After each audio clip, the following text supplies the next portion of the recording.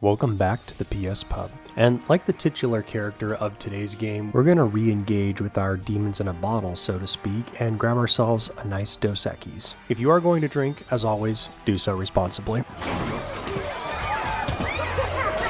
To say Iron Man is a household name, I don't think does enough justice as to how popular this character is nowadays, even compared to the early 2000s before the release of Iron Man in 2008 with the birth of the MCU. Regardless of your opinion on where the MCU is now in terms of quality, myself still believing Infinity War has yet to be topped, this still doesn't take away from just how important and popular the Iron Man character played by Robert Downey Jr. was and still is. Here's a picture from my trip to Japan at a pop-up shop in Narita Airport with this giant Iron Man statue back in 2023, and this thing was a popular spot for selfies while my fiance and I waited for our flight. My point is, Iron Man is a worldwide recognizable brand all on his own. So with the announcement of RDJ playing Doctor Doom in the next two tentpole Avengers films that quite literally could make or break the MCU, I am tentatively looking forward to seeing where the chips fall, so to speak, on what happens with the MCU. So I thought it might be fun to check out the two Iron Man games released as tie-ins for both Iron Man 1 and 2 respectively. Today, however, we will be focusing on the first, of course, so let's see how well the MCU's first foray into video games fared.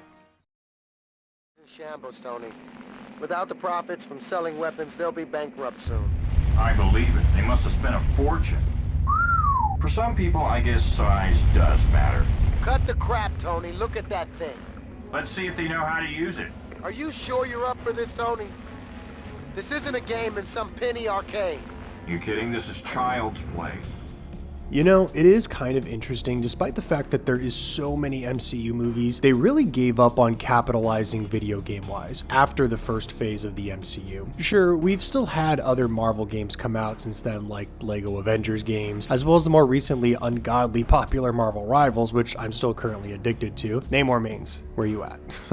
Still, since Phase 1, these Marvel tie-in games have all but been forgotten at this point. My initial thought being that, considering how many of the films they were churning out at a relatively high quality, that it would be best to not bog the releases down with mediocre games in order to really make the films shine, focusing instead on other types of merchandise to continue monetizing the brand. In terms of why the MCU shifted away from the movie tie-in games, I found an article from Screen Rant that I have linked below that you should check out, but ultimately it seems that budget constraints mixed with the short development times led to poor overall reviews. This ultimately gave the MCU pause to just stop developing movie tie-in games, as the quality was just not reaching the standard they had hoped for. The MCU was booming, and to the article's point, the Batman Arkham games were seen as the pinnacle of what a comic book based video game could be. So rather than pushing shovelware that could damage the brand, they opted to stop developing games in the MCU, with the exception of like the Lego games and a few others, and focus on games not intrinsically linked to the MCU, which today has netted some positive and negative results depending on the project and product. As far as to the development of the game though, Iron Man was developed by A2M Studios after Sega approached them to make the game. I found an old article on the Gaming Age website that was linked on Iron Man's Wikipedia page that stated Marvel and Sega had entered into a strategic partnership to develop games based off the upcoming Iron Man movie, but also games based on the comics themselves, which I found pretty interesting. Still, the date on this article was from November 6, 2006, and the game would launch on May 2nd of 2008, the same date as the Iron Man movie. So that left only about 18 months to fully develop the game on multiple platforms. I'm not sure when Sega approached A2M Studios to develop the game, but you can see the team wasn't given an exorbitant amount of time to get this thing off the ground, so to speak. Even if we act under the assumption development started the day the partnership was announced between Marvel and Sega. If you want to learn more, there is a lot of great interviews and behind the scenes videos here that go over the legacy of the character, some of its development, and what the aim was with this game. It's kind of cool seeing the building blocks of the MCU here, despite still being years out from the first Avengers film. We even got early looks at the Incredible Hulk game, and legit, I always forget this movie is canonical to the MCU. Man, it's crazy because I saw all of these in theaters, and to think it's been this long now is just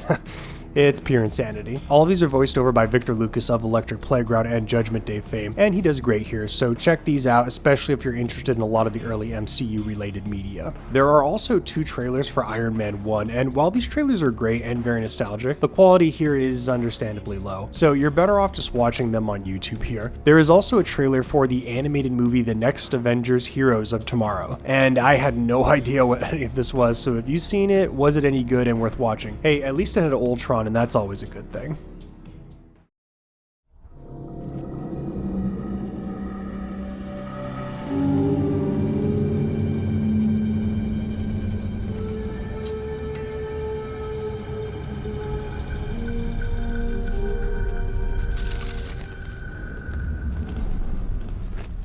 Right off the back, I gotta say, the presentation and the menus here are freaking awesome. There's a lot of techno babble on screen that fits the tone of the game, and it all looks great, fitting in with the movie itself that it was based off of. They could have gone for a cheaper looking title screen, but they didn't, and I appreciate that they gave this some flair. On top of that, clicking on the credits immediately started Black Sabbath's Iron Man, and damn, it immediately got me nostalgic for some classic metal, and just these early MCU films as well. We're sure it was about fun, but they were still awesome too. Anyway, my first impression here on the title screen in 2025 were definitely high. Iron Man the game is a reinterpretation of the first movie, albeit it follows the same beats. Our story begins with Tony Stark in a cave building his Iron Man suit with a bunch of scraps! The story for the most part follows the plot of the movie, but deviates slightly here and there in order to flesh the game out among multiple levels. In the first level, Escape, we take control of the first Iron Man armor as we get used to the basic controls before flight is even involved. Similar to FPSs on the handheld, you'll move around utilizing the thumbstick and look with the 4 face buttons. I think this was smart to start off here, to get the player used to the basic controls. You are mostly invincible here, so there isn't too much worry from the enemies, and you can take the time to get your bearings on how to run around and how the aiming system works. Up close, Iron Man will use physical attacks, while further away he'll use his flamethrower, both of which are used by pressing the R button, but the attack will change based on how close you are to the enemy. I said it before, but I really like the fact that they use the first level to get the players used to non-flying controls. The level is just long enough to help you understand the turning and lock-on features for combat. Yes, you still want to generally aim at the enemy you're facing, but as you can see on screen, once you get somewhat close to the target, the game will auto-lock on, and as long as you press the fire button with the aiming reticle the way it is, you'll be able to hit the enemy from afar. This does account for in-flight combat as well, but I'll get to that in a bit.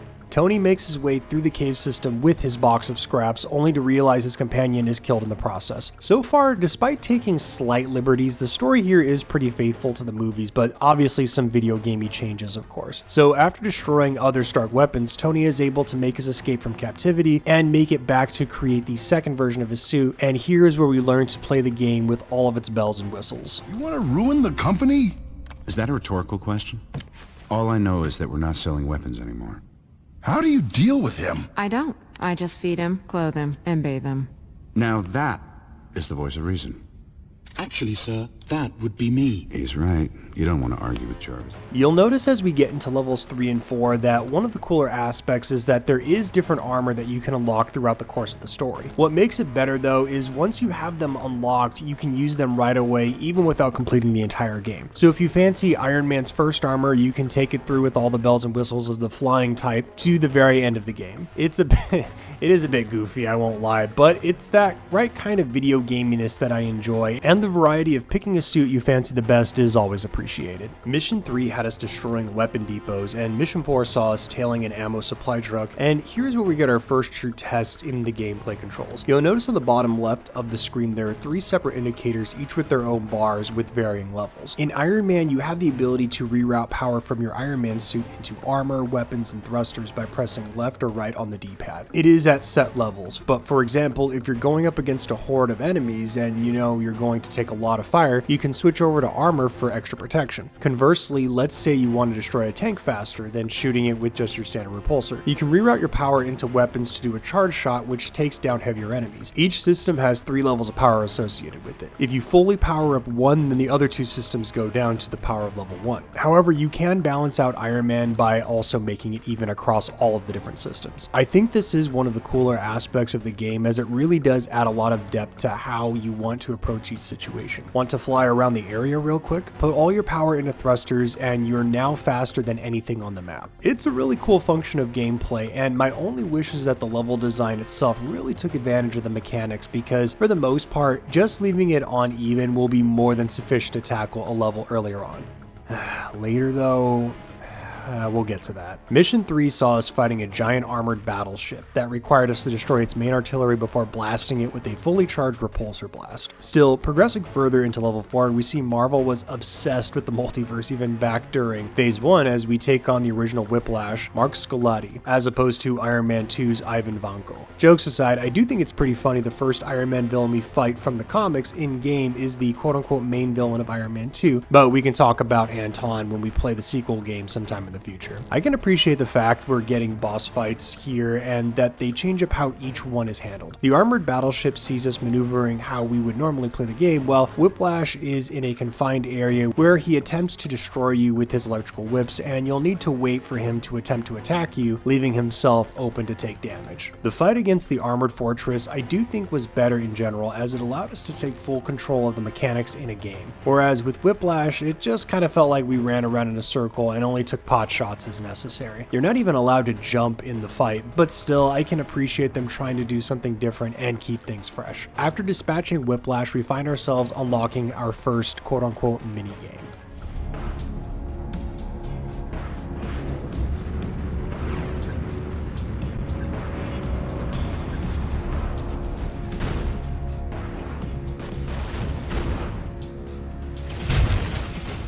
Yes, Iron Man has minigames, but in a different vein to something like Ghost Rider. Here, the minigames / challenges are all based on the mechanics from the main story mode. There are 2 separate minigames, 4 separate death races, and 4 speed kill minigames. All of these are unlocked as you progress further in the main game, and you will have access to all minigames after completing the main story. These aren't anything like Ghost Rider's challenge maps or his excellent multiplayer mode. In reality, they are, and I hate to use this comparison, but they remind me of Superman 64, albeit running much better than that game. In Death Racing, each challenge is a timed racing section where you'll need to fly through rings all along the track and beat the time in order to get on the leaderboard. There is a catch, however. Enemies litter the tracks and they will constantly fire at you. Compounding this, rings only count if you are going full throttle. If you stop mid-throttle, slow down, or try and hover through, these will not count. So if you slightly veer off target and try to hover back, you'll need to go far enough back in order to initiate the speed mode. This makes these very frustrating, especially because you're constantly being attacked, and humorously, I even lost all my health during one of the challenges. Mercifully though, the time does stop and you're not penalized when you go down, which honestly makes it more funny than anything, but it makes me wonder why there are enemies on these stages just to begin with. You'll never have enough time to defeat them and continue the race, so they're more or less just designed to beat you up and take your eyes off the rings. Maybe if there was like a difficulty setting for races where harder difficulties had enemies or something that could alleviate a lot of the pain dealing with them.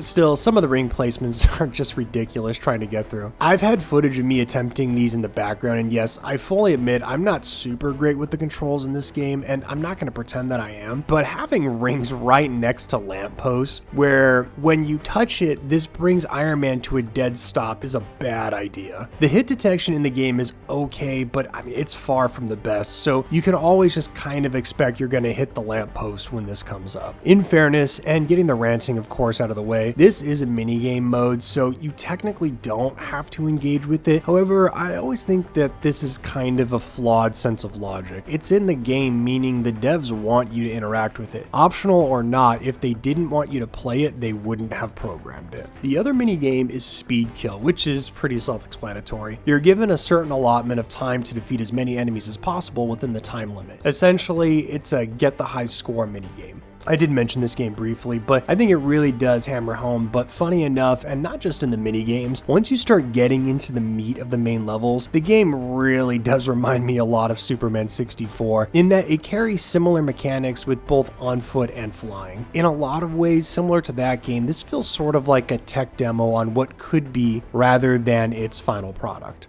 The punching, while it works, feels kind of weird, as does movement in general. Flying is one of the few things that feels pretty good overall. Controls are tight, and it's surprising just how well they pulled off aerial combat here on the handheld. Albeit, this is one of those situations where they switch between inverted and normal controls when going from flying to simply hovering. It was something that I never really got used to, and would more often than not disorient me. Still, I can see others getting a handle on it better than I did, and if you can, the flight stuff alone does make it worth at least checking out for curiosity's sake. Still, I digress. Once we get past the whiplash levels, see you in the sequel, bud, the story really begins to deviate from the movie. Most movie tie-in games were like this back in the day, where yes, the main plot is followed, but there is a lot of extra in between things happened. I think Iron Man actually does do a pretty good job in tying the new stuff together with the source material, as we see AIM take center stage and is one of the major buyers of Stark Industry weapons. We do still occasionally flash back to when Tony was in the cave building his Iron Man suit.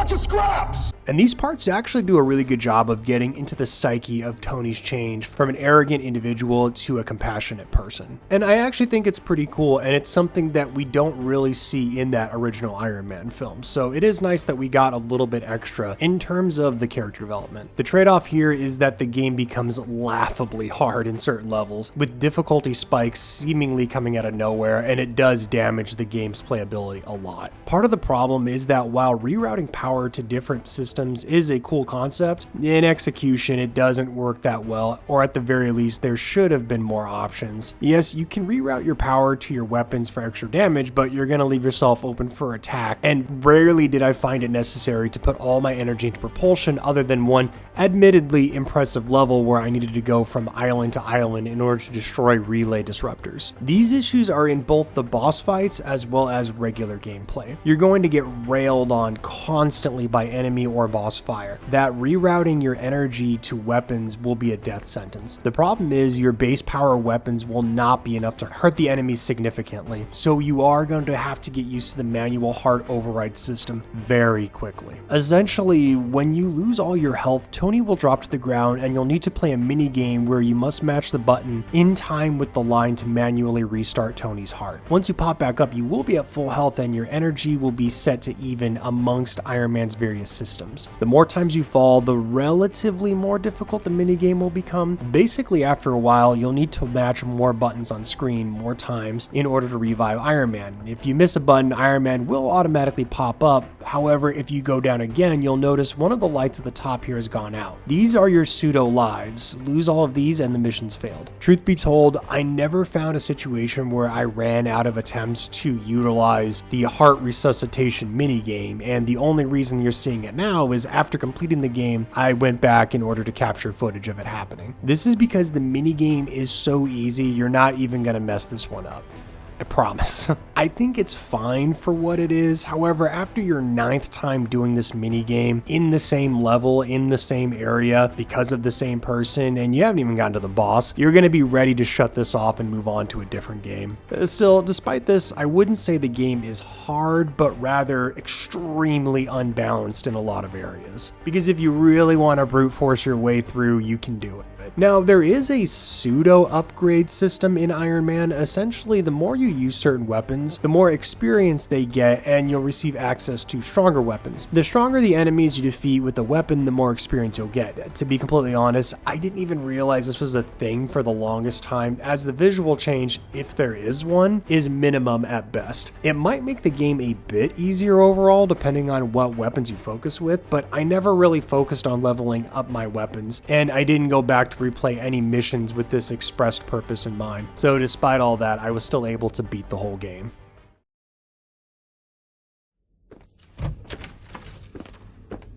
Funny I didn't hear you knock, Obi. I had to talk to you. You have been working with AIM. Don't look so surprised. Why? Because you won't work with me, Tony. You're selfish. You always have been. You better get out of here, Sting.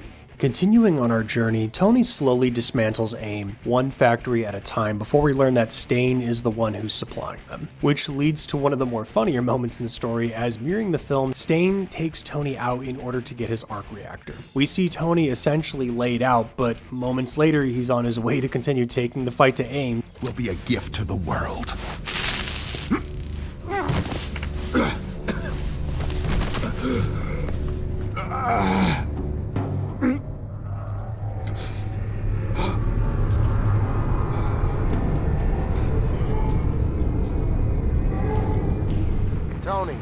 easy. You shouldn't even be alive after that. I have to find Pepper. You're sure she's here? No doubt about it. Our intel says it's an AIM research facility. I'll take care of this. You find Stain.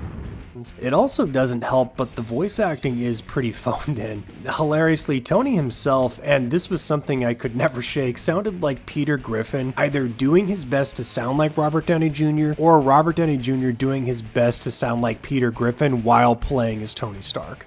I don't know, but I can guess. They need power sources. And the nuclear reactor on that ship has got it in spades. Crimea River. Besides, they still don't have a power source like mine. Pepper, find out who's on the AIM payroll. I need a name for their systems designer. What the hell is going on here? Is this some military exercise? No, Tony. We're under attack. I don't understand. The weapons are gone. What do they want? Maybe the last weapon, Pepper. The Iron Man suit. Tony, Stain is here. He's been trying to reach you. Pepper, I want you to get everybody out of here, now! Okay, Tony. You're not planning anything crazy, are you? Define crazy. What the hell? Which one is it? Which I should clarify. The cutscene version of Tony Stark does sound like Robert Downey Jr. In-game, however, is where the Peter Griffin shines through, and it makes it hard for me to take the other version of Tony Stark seriously. Oh, okay. Which honestly was kind of surprising, because in the behind the scenes footage we see that RDJ did the voice acting here, and he's even credited in the game, so I have no idea what happened with this. The voice acting being somewhat subpar is a bit disappointing, but the graphics for the time weren't too bad. They're nothing to get overly excited about, honestly, but they do the job, and as I mentioned earlier, it's a miracle this game runs as well as it does on the PSP, with all the moving parts in it. Even having the more cinematic QTE sections look okay. The flair overall is pretty strong in certain aspects of the game, but like the Peter Griffin Tony Stark voice, there are definitely areas of opportunity, so to speak, with the final product overall. So we make it to the climactic showdown with Stain, and he is the easiest boss in the whole game. Okay, sure, yeah, he did take me down a few times, causing me to play the revive minigame. However, in comparison to every boss we've fought up to this point, it's really just a matter of dodging Stain's gun and hitting him with a repulsor blast over and over until the fight's finished. There's two different phases to the fight, one on the street and one at the reactor. During the street fight, Stain will occasionally run to the other side of the highway and throw a car at you. This throw is hilariously short, so all you need to do is just stand a bit away, put all your energy into your repulsor blast or whatever your strongest weapon is at that point, and unload on Stain. Doing this when he did his car throwing animation, I got in 2 or 3 good full powered repulsor blasts. During the second phase, you have to lure him into the giant center spot and shoot him after Pepper charges the area. There are no visual cues that it's ready, but Pepper will tell you when it's done. At this point, you just need to shoot Stain to cause a chain reaction to freeze him in place. Same as the highway, just keep wasting him until eventually you'll take down Obadiah Stane's Ironmonger and Iron Man will come to an end. A very anticlimactic ending, but at least there sort of was an attempt at a big fight feel to it. Unfortunately, every other boss in the game was more challenging here, both for better and worse reasons. We also don't get Nick Fury or that iconic I am Iron Man ending here. Instead, we see Tony working on stuff while we get a monologue about being a hero or something. Kind of a weak note overall to end it on, but it is what it is. It's ironic, Tony. You rid the world of weapons only to create the biggest weapon of all. Where's Pepper? Well, don't worry about her. Think of yourself. It's what you're best at. For God's sake, Obadiah, it's Pepper. You should have given me that suit, Tony. Then this never would have happened. Before we wrap stuff up here, let's go over some of the extras. As the more you play the game, you'll have access to different playable suits. There are 7 suits you can unlock in the game that you can see on screen right now, as well as the default option. Default will just put you in whatever suit the mission is set for story-wise. However, you can swap out any suit you want as long as you have them unlocked in-game. These are also used when playing a mini-game as well. This is one of those times as well where you're going to notice a lot of graphical errors when playing via emulation. I picked up Iron Man on PSP as well to test some of the graphical issues I was experiencing, like Iron Man just popping out of existence when going full throttle depending on the suit, which does not happen on the physical releases. So be warned, if you are going to play this via emulation, you'll want to mess with the settings a bit to prevent the graphical issues. As far as unlockables go, there is also the standard concept art, and like Ghost Rider the game, we do have access to interviews and behind the scenes stuff, which is pretty fun to listen to overall, like I mentioned earlier.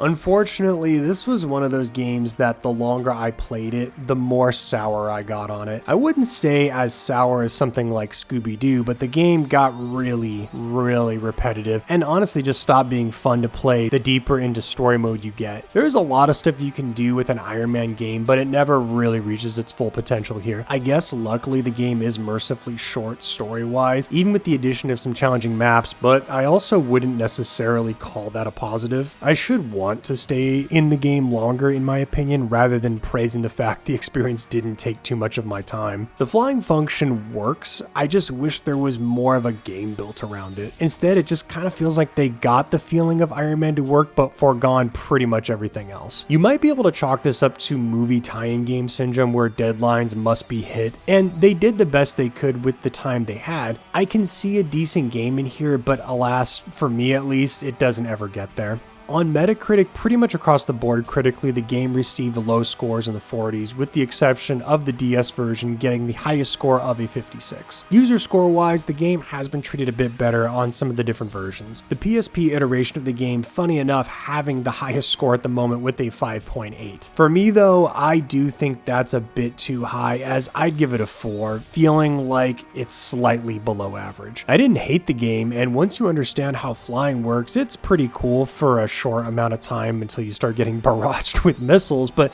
I don't know, I didn't feel the game was anything other than average at best. Now I will say with a slight caveat, if you really enjoy the flight mechanic here, I can see someone really getting into this game and finding a bit more enjoyment out of it than I did. It almost makes me wish we had an Iron Man game not tied in with the MCU at the time, so they could really flesh out the mechanics and make this something special. All the nuts and bolts, so to speak, work here, but another year or two in development to really add some depth in the level design would have done this game wonders. Like I've mentioned, there was a follow-up entitled Iron Man 2, which, like this game, was a tie-in to the sequel film, and we'll check that one out here pretty shortly. Still, what did you think of Iron Man? Is the flight mechanics alone enough to save this one? Let me know in the comments below, and as always, thank you for stopping by.